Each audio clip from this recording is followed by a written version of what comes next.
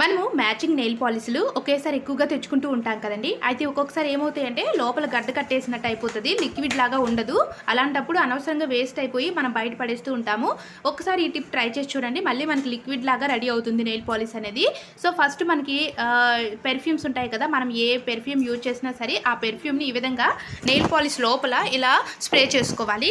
ఇలా స్ప్రే చేసుకొని ఇలా వీడియోలో చూపిస్తున్నట్టు అటు ఇటుగా షేక్ చేయాలి. నెయిల్ పాలిష్ని ఇలా షేక్ చేయడం వల్ల ఏంటి అంటే అది లోపల ఎంత గడ్డలాగా ఉన్నా సరే అది చాలా బాగా ఒక లిక్విడ్ లాగా రెడీ అయిపోతుంది. సో నేనైతే ఇక్కడ వేస్ట్ చూపిస్తున్నాను చూడండి.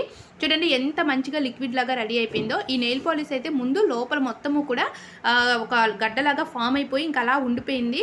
ఇప్పుడు ఈ స్ప్రే వేయగానే అది ఒక లిక్విడ్ లాగా రెడీ అయింది. సో ఈ టిప్ చాలా బాగా యూజ్ అవుతుంది, ట్రై చేయండి. ఇలాంటి టిప్స్ అండ్ ట్రిక్స్ ఆల్రెడీ మన ఛానల్లో చాలా వీడియోస్ ఉన్నాయి. సో చూడండి, ఫస్ట్ టైం మన ఛానల్ చూస్తే ఛానల్ని సబ్స్క్రైబ్ చేసుకొని మీ ఫ్రెండ్స్ అండ్ ఫ్యామిలీ మెంబర్స్కి వీడియోస్ని షేర్ చేయండి. Thanks for watching.